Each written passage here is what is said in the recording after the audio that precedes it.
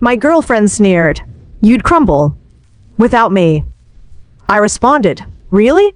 Then I accepted the overseas promotion, secured temporary housing and arranged mail forwarding when she arrived at my old apartment. With a rehearsed speech, a stranger opened the door. I'm Daniel, 35, male, and I've always seen myself as capable. As a structural engineer for a global corporation, I oversee intricate infrastructure projects demanding precision and planning. I can, despite what my now ex-girlfriend might think, pair my own socks. Yet, for 5 years, I lived in a state of orchestrated dependency, a role meticulously designed by Claire, 34. Our relationship started with a rush of charisma. Claire thrives in elite public relations. Her world is optics, influence, and control. When she moved into my apartment 3 years ago, she brought that expertise home. My life became her canvas. It began subtly. She'd select my outfits, dismissing my style as painfully ordinary. She rearranged my kitchen, calling my setup chaotic. She reshaped our social life, phasing out my longtime easygoing friends for her flashier, more connected circle.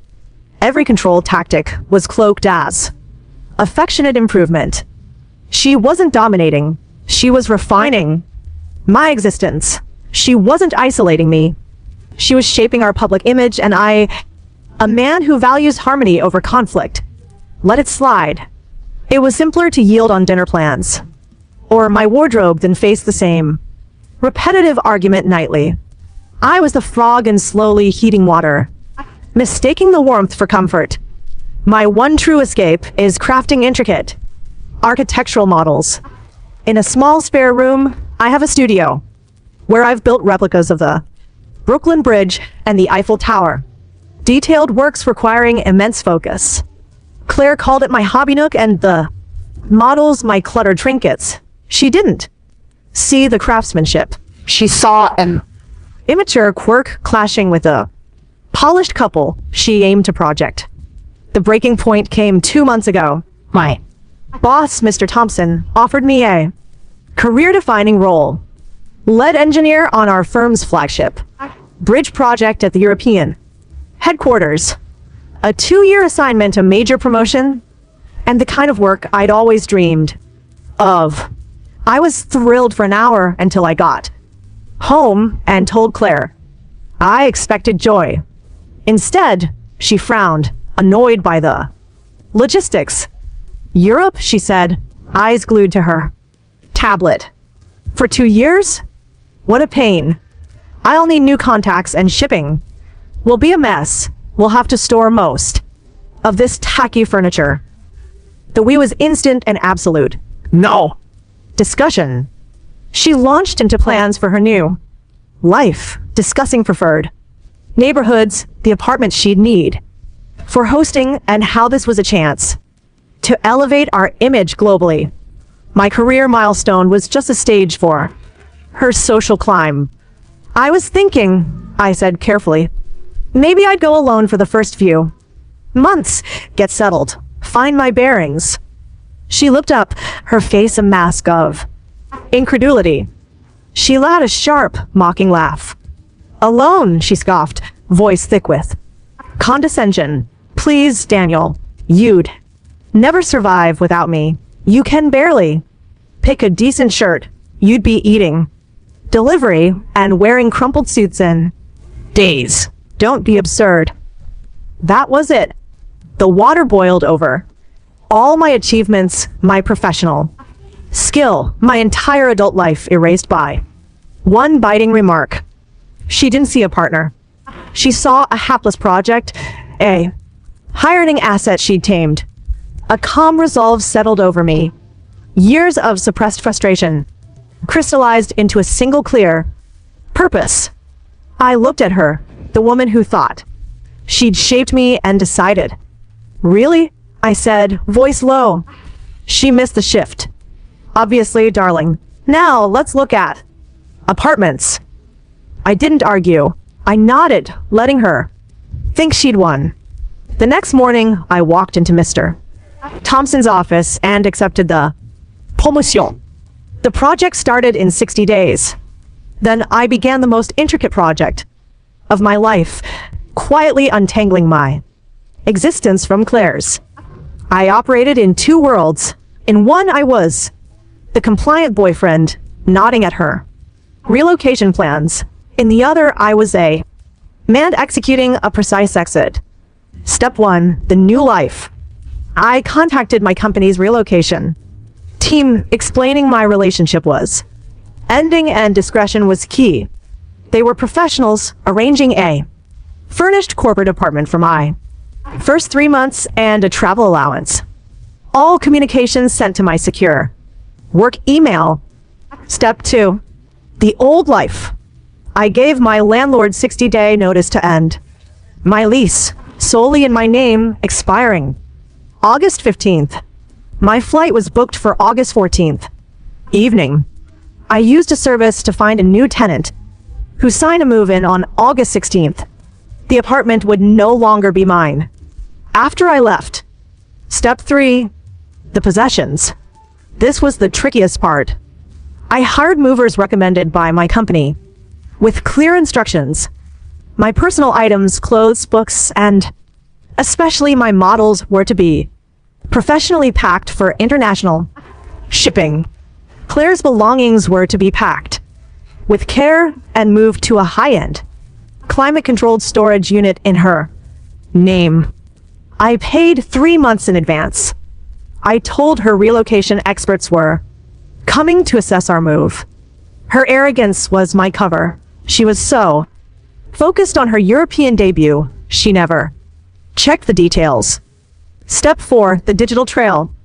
I filed a mail forwarding request with the post office. I bought a new phone set to activate with a new number upon leaving. The final weeks were surreal. I'd come home to Claire showing me photos of Amsterdam bistros while I'd just confirmed shipping details on my lunch break. The most cathartic part was packing my models. I crafted custom foam cases, carefully wrapping each structure. One evening, Claire glanced into my studio. Still messing with your little trinkets? Daniel? I need input on the new apartments. Color scheme. Just securing my old sketches, I said. Voice even. On August 14th, my flight day, the movers had finished. My items were on a ship crossing the Atlantic. Her things were in storage. The apartment was bare. Claire was at a farewell brunch with her friends, planning to meet me at 6 p.m. for our shared flight. At 4 p.m., I stood in the empty apartment. I photographed the storage unit key and access card left at the facilities office in her name. I texted her the image, address, and unit number. Then I dropped my old phone in an airport recycling bin. I boarded my flight, activated my new phone, and watched the ground disappear. No anger, no sorrow, just the steady hum of a new life beginning. It's been 3 weeks since I landed. My new city is vibrant chaos, my corporate apartment sleek and quiet. The job is more demanding than I'd hoped. The freedom is exhilarating, but overwhelming. For the first week, I'd wake in a panic, half expecting Claire to barge in and reorganize my life. I didn't wait long to learn her reaction. After 48 hours, my old backup email became a battlefield. Her messages and those from her friends and mother traced the fallout of a distant explosion. She likely finished her brunch, tried my dead phone, then saw my text about the storage unit. Confused, she'd have gone to the apartment at 6 p.m., ready to whisk her helpless boyfriend abroad. Instead, a new tenant answered. I imagine her pushing past, demanding to know why he was in her home, then the slow horror as he explained his month-old lease. Her world, so carefully curated, unraveled on a stranger's doorstep. Her first email was raw fury, demanding where I was, and what I'd done with her. Things. Later messages mixed threats, pleas, and accusations. Her friend Emma played. Enforcer calling me a villain who'd left Claire broken and homeless. Her mother tried guilt, saying this wasn't the man she knew, but the real. Escalation, the dirty move I'd anticipated, came via my new HR department. My boss, Mr. Thompson, called me in. Daniel, we got a troubling call at your old office. A woman claiming to be your fiancée, Claire, said there was a critical family emergency, your father's health. She was frantic, demanding your new contact and flight details. My blood chilled. My father's fine. Thankfully, Mr. Thompson said, our team followed protocol. Given your confidential relocation request, they flagged it as suspicious and withheld information. They said they'd contact you in a true emergency. She hung up. I explained everything. The controlling relationship, her you'd crumble comment, my choice for a clean break. He was supportive, but it showed how far she'd go. Days later, a call came to my new work phone from an unknown number. I had to face it. Daniel, it's Emma. Her voice was sharp. You need to fix this. Claire's crashing on my couch. Her life's wrecked because of you. She can't even get her favorite dresses because you hid them. I took a breath. Hello, Emma. There's nothing to fix. Claire's life is her own. She was a guest in my apartment, which I no longer lease. Her things aren't hidden. They're in a storage unit. She has the key and address. A guest? And she can't just get her stuff. She needs ID for the access list.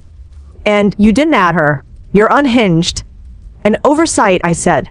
I've emailed the facility to grant her full access. It's handled. Handled? She scoffed. You destroy her life and an email fixes it? She gave up everything for you. What did she give up, Emma? I asked.